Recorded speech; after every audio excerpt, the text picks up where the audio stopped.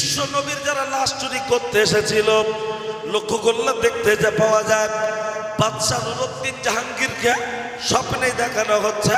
আল্লাহ নবী বলছেন, ও বাদশাহ নুরউদ্দিন জাহাঙ্গীর, আমি বড় কষ্টে আছি, আমি বড় কষ্টে আছি। তখন বাদশাহ নুরউদ্দিন জাহাঙ্গীর রাতের অন্ধকারে ঘুমটা ভেঙে গেল। ঘুমটা ভেঙে যাওয়ার পরে উঠে অজু করলেন, তাহাজ্জুদের নামাজ পড়লেন, আল্লাহর কাছে কান্নাকাটি করলেন। আবার স্বপ্নে দেখানো হলো, ও বাদশাহ নুরউদ্দিন, আমি বড় কষ্টে আছি। স্বপ্ন হলো তিন প্রকার, হাদিস শরীফের মধ্যে আছে স্বপ্ন হলো তিন প্রকার।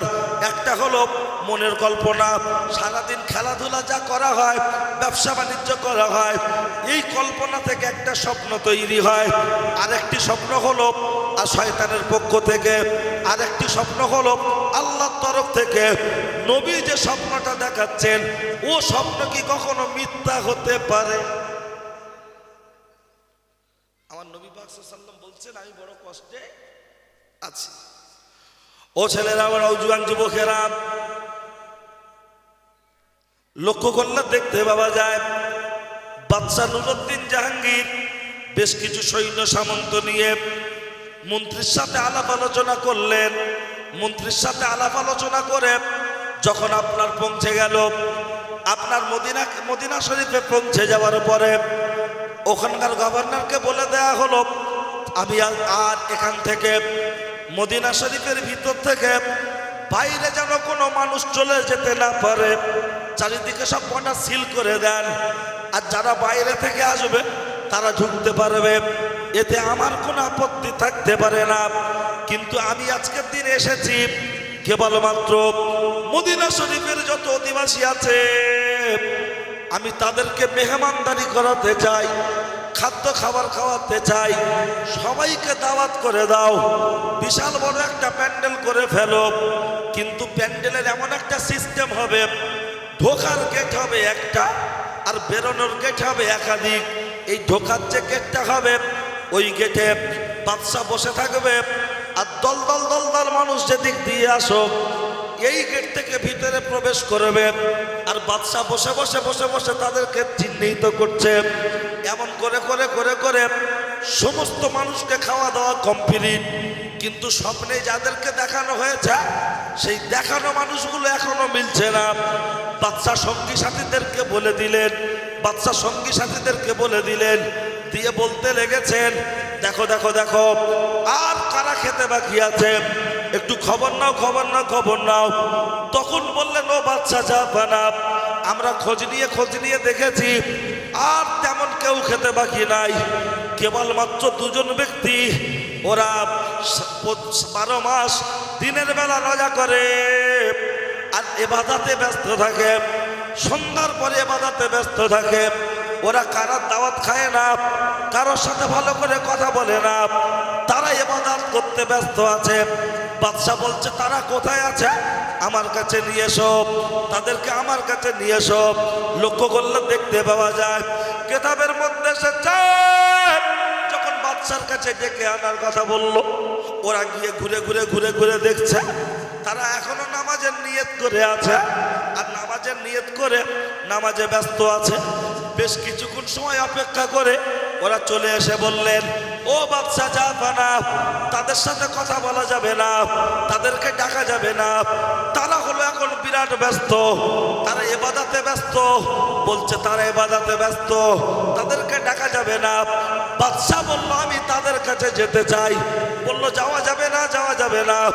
খুব জোর করার পরে বাদশা নিজে থেকে যখন চলে যাচ্ছে, ওই জায়গায় পৌঁছানোর পরে বাদশা গিয়ে দেখছে তারা নামাজের নিয়তে দাঁড়িয়ে আছে। সাইড থেকে যখন চেহারাটা দেখতে পাওয়া গেল, আমার নবী যে বলছিলেন, ও বাদশা নুরউদ্দিন জাহাঙ্গীর, আমি এখন বিরাট কষ্টে আছি, দেখো দেখো দেখো দেখো দেখো আমাকে এরা বড্ড ডিস্টার্ব করছে। আল্লাহর নবীর সেই কথার সাথে এই নামাজি দুজন ব্যক্তি তাদের চেহারা মিলে গিয়েছে। বাদশা বলছে, এই নামাজ শেষ কর। বাদশা সঙ্গী সাথীরা বলছে, বাদশা নুরউদ্দিন জাহাঙ্গীর এতদিন তেমন কথা বলতে শুনি নাই, কিন্তু আজকের দিনে এ কেমন জঘন্য ব্যবহার করছে। নামাজি মানুষকে নামাজ শেষ করতে বলছে, মনে মনে মনে মনে বাদশার সমালোচনা করছে। নামাজ শেষ করছে না দেখে নুরুদ্দিন জাহাঙ্গীর তাদের সাথে বাদ বিদান্ত শুরু করে জোর করে নামাজ থেকে ছিনিয়ে ওদেরকে যখন সরে যেতে বলছে, ওরা সরে যাচ্ছে না। ওদেরকে যখন খুব জোর করা হচ্ছে রে, জোর করে সরিয়ে দিয়ে তদন্ত করে দেখতে পাওয়া গেল ওদের ওই সাইড থেকে মাটির তলা থেকে সুড়ঙ্গ তৈরি করে প্রিয় নবী রওজা মোবারকের দিকে ঢুকে পড়েছে, ঢুকতে চাইছে। যেখান থেকে আমার নবীর লাশ মোবারক চুরি করে নিয়ে চলে যাবে। এখন বাদশা ধরে ফেলার পরে বলছে, তোদেরকে জীবনে তো বাঁচতে দেব না, শাস্তি তোদের পেতে হবে। তবে এর পিছনে কারণটা কি আছে বল, কারণটা কি আছে তোদের বলতে হবে, তা না হলে তোদের অবস্থা খুব খারাপ।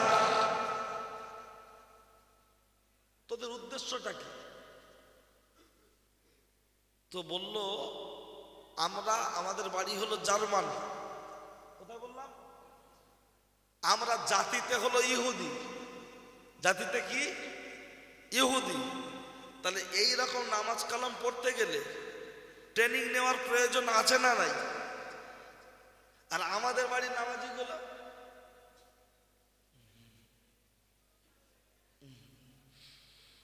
নামাজ হচ্ছে এমন ভাবে নামাজ পড়ছে, দেখলে মনে হয় যেন সবাই ইসলাম গ্রহণ করেছে।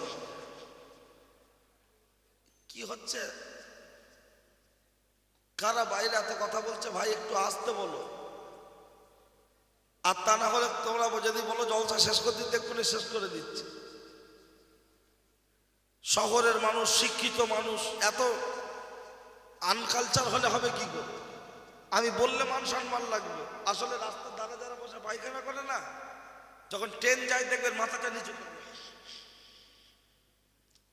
মনে করছে আর কেউ দেখতে পায় না, কিন্তু ওর মুখ বাদে পুরো প্ল্যাটফর্ম দেখা যাচ্ছে না, যায় না, শুধু।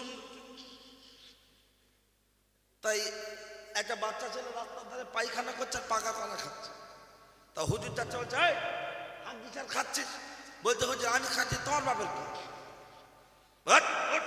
বলছে হুজুর বেশি রাগাবে না, এতে ডোবাবো আর খাবো। মানে এখন কিছু মানুষের টেন্ডেন্সি হয়ে গেছে, আমরা জলসা দিতে হয় দেবো, তোমাকে দাওয়াত করো, তুমি আসবে। আমরা কি করলাম না করলাম তোমার দেখার দরকার নেই। তোমাকে দাওয়াত করেছি, তুমি তোমার মতো বলে যাবে, আমরা আমাদের মতো শুনবো না শুনবো আমাদের ইচ্ছা। টাকা তো বলে বাড়ি যাবে। সাদ্দাম ওই বক্তা নয়। যদিও আমাকে বলেছিল আমাদের মনিরুদ্দিন যে আমাকে একটু আগে আগে আসার কথা, কিন্তু দাওয়াত তো করেছে নবী দিবস আসার পর, আর তার আগে থেকে দাওয়াত নেওয়া হচ্ছে জলসা। তো যখন আমাকে বারবার, আমি দুটো জলসা করতে চাই না, দুটো জলসা করলে খুব কষ্ট হয়, তাই বললাম ভাই হবে না, বললে একটুখানি দেখেন না, খুব রিকোয়েস্ট করতে আমি বললাম দুটো চারটে হতে পারে। তা বললো তাই হোক। তারপরে আমার কিছুদিন আগে ফোন করে বললো যে জলসাটা যদি একটু আগে আগে শেষ করা যেত, 11টা সাড়ে 11টা যদি আপনি উঠতেন তাহলে আমরা ওই 1টা 2টোর মধ্যে শেষ করে দিতাম। কমিটি বলছে, আমি বললাম ভাই আগে থেকে তো এইভাবে শিডিউল তো করা ছিল, তুমি শুনেছো। তা বললো যে দেখবেন, চিন্তা ভাবনা করেন না, কোনো লাইন নেই। আর সেই কষ্ট করে এসে যদি কেষ্ট না মেলে লাভটা কি হবে? আমি খুব অন্য টেন্ডেন্সির ছেলে, তাই কমিটি এবং রাস্তার উপরে যারা আছো নিশ্চয়ই তোমরা বাগদি না, আর আদিবাসীও না, সাঁওতালও না, যখন আশেপাশে ঘুরছো নিশ্চয়ই মাল টানবে। তাহলে সেইভাবে এর মর্যাদা বজায় রাখো, তা না হলে কিন্তু অবস্থা খারাপ। আমি অন্য দিনের মতো আজকে আমি নিজে একটু ক্লান্ত। কাকে বলবো? সব হই হাই। আর ওখানে কি বিরিয়ানি ব্রেড নাকি? চায়ের দোকানটা বন্ধ করে দেন, চা দিচ্ছে। চা যদি দিতে হয় এখানে পাঠিয়ে দেন ভিতরে। চা কি হবে? যারা অরিজিনাল, যারা জলসা শোনার লোক, তারা চা পায় না। ওটা কি কমিটি থেকে না পাড়ার কারণ? হ্যাঁ, পাড়ার দোকান এখন বন্ধ করে দিতে বলে, পার্লামেন্ট হয়ে গেছে।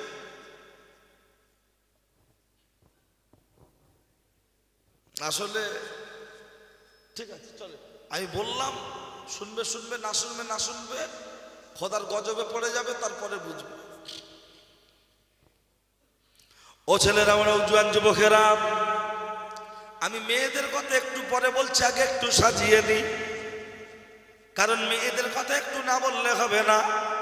কারণ নবী দিবসে এসেছিলাম, ওদের বসার জায়গা তেমন ছিল কিনা জানি না, আর যদিও থাকে ছবি দেখতে পাইনি। আজকে যখন ফুল এইচডি দেখতে ছবি হচ্ছে, কথা হতে পারে দেখা, চারিদিকটাই শুধু ফাঁকা, বাইরের মানুষ পাচ্ছে না দেখা। আসছি, লক্ষ্য করলে দেখতে পাওয়া যায়। ও ছেলেরা, ও নওজোয়ান যুবকেরা, তাহলে ওদেরকে জিজ্ঞাসা করা হচ্ছে, তোরা তো জাহানে মারা যাবি, কিন্তু এই পর্যন্ত তোরা এলি কেন? তোদের মূল উদ্দেশ্য, মাকসাদটা কি? ওরা তখন বলল, আমরা এই হাতে করে কোটি কোটি কোটি কোটি টাকা মানুষের মাঝে বিতরণ করেছি, মানুষের মন জয় করার জন্য।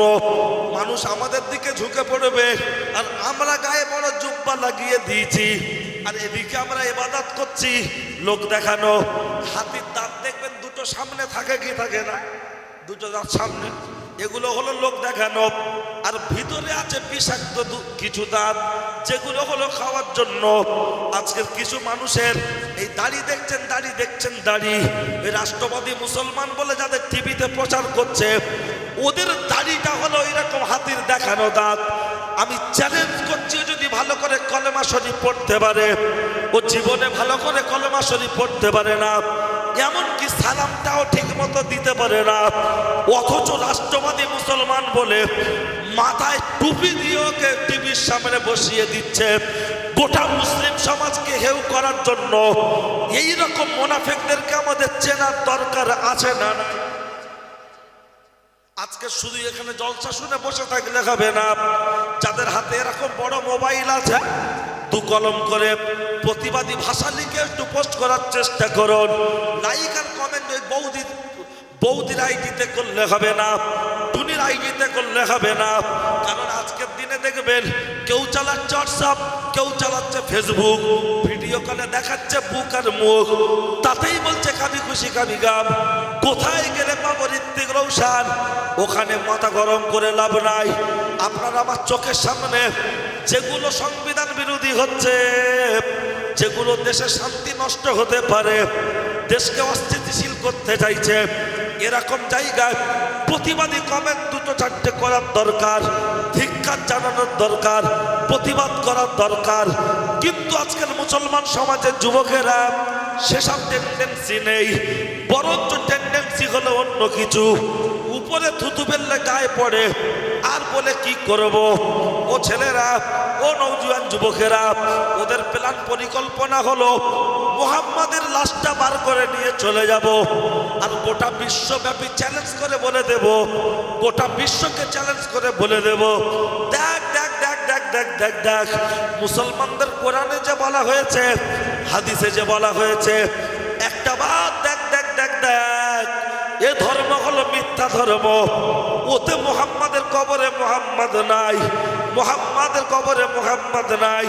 গোটা বিশ্বের দরবারে চ্যালেঞ্জ ছুড়ে দেয়া হবে, ইসলাম ধর্মটা হলো মিথ্যা, এটা হলো বানোয়াট ধর্ম। তাই আমরা এ পর্যন্ত পরিকল্পনা করেছি।